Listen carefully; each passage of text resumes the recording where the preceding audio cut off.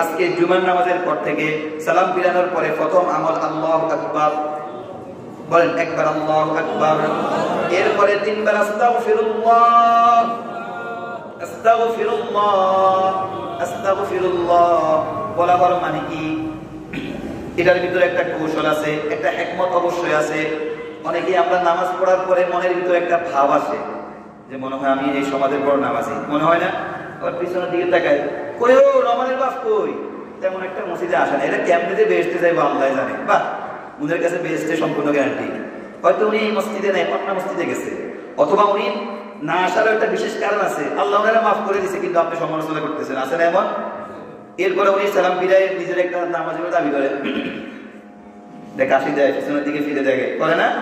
এই জন্য আল্লাহ রাব্বুল আলামিন বলতেছে, না, তুমি সালাম ফিরানোর পরে সঙ্গে সঙ্গে স্বীকারোক্তি দাও আল্লাহু আকবার।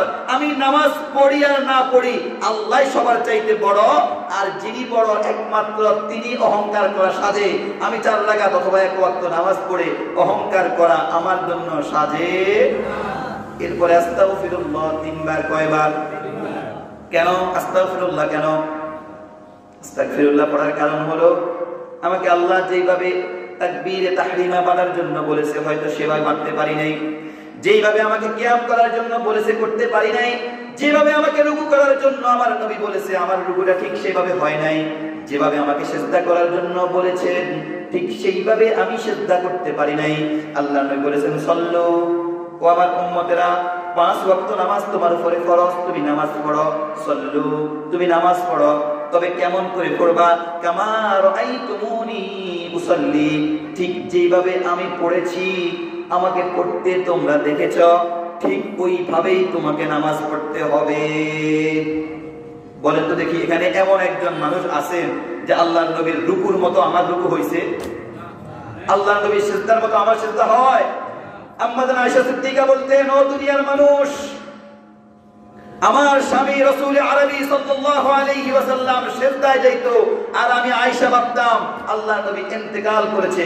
এমন ভাবে সিজদায় যাইতেন মনে হয় যার জীবনে সিজদা থেকে মাথা উঠাবে না। আর আমরা ঠোকর মারি।